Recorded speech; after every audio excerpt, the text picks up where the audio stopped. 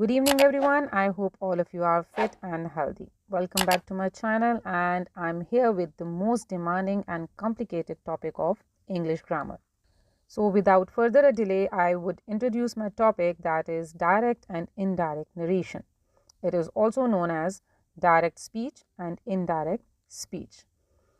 Let's take a question, that what is a narration? So a narration is an act of representing the words of a speaker. It tells us about how we present the words of the speaker. So, representing the words of the speaker, we have two ways.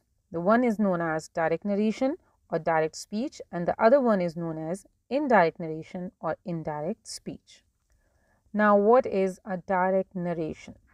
Direct narration is actually defined as the actual words of the speaker that are mentioned by someone. And what is indirect narration? Indirect narration is the words of the speaker that have been modified by the narrator. Well, I know without the explanation of examples, it is difficult to understand. So let's dwell into the examples. Let's suppose that Sarah and Alina met after a long time. Sarah said to Alina, "How are you?" Now look at the construction of this sentence. Now, "how are you" is written in inverted commas.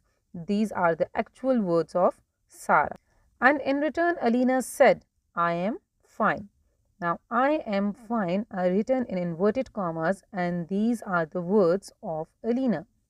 Then another example is that Ali called John and he said, "I will come late today."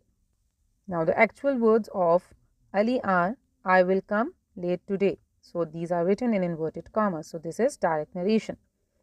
Then John says, "You are my friend." Now, "you are my friend" are the actual words, and it is considered as direct narration. My mother said, "Sarah is a sweet girl." The boys said they have completed the work. And the teacher said, "We are going on picnic."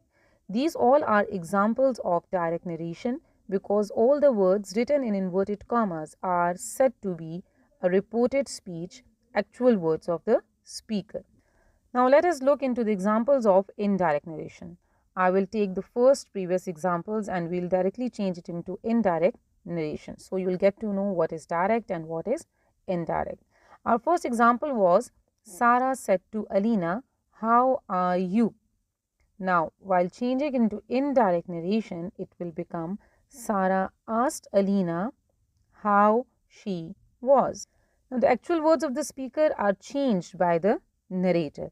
Another example was, Alina said, "I am fine."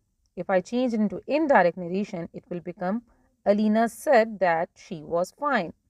Now, what are the changes that you have observed? The first change is removal of inverted commas and a comma. Then addition of that within this sentence, that is a conjunction. Now I have changed the pronoun, and also change of tense has occurred. Next example was, he said, "I will come late today." Now while changing into indirect narration, the change of the words of the speaker will be like this. He said that he would come late that day. Now let's look onto the changes. Again, removal of inverted commas and comma, addition of that, change of pronoun, change of tense, and change of adverb as well. Next example is, John says, "You are my friend." Actual words of the speaker are written in inverted commas, and while changing it into indirect narration, inverted commas will be removed. John says that I am his friend. Now what are the changes? Removal of comma and inverted comma, addition of that, and change of pronoun and possessive case, that is possessive adjective. In this example, change of tense is not considered, and we will discuss it later. My mother said Sarah is a sweet girl. The indirect narration is, my mother said that Sarah was a sweet girl. The boys said they have completed the work. The boys said that they had completed the work. The last example is, the teacher said we are going on picnic. The teacher said that they were going on picnic. In all these examples, look at the changes And the very first change is removal of inverted commas and comma. The next change is addition of that. In some of the sentences we add to, and sometimes we do not add any conjunction or preposition.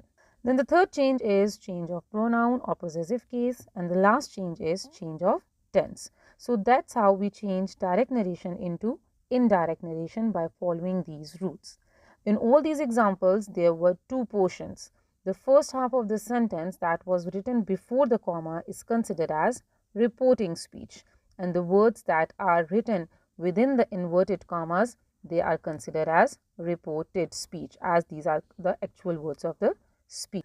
This was a short glimpse about what is direct narration and what is indirect narration. I have told you a few major points to follow to change the direct narration into indirect narration.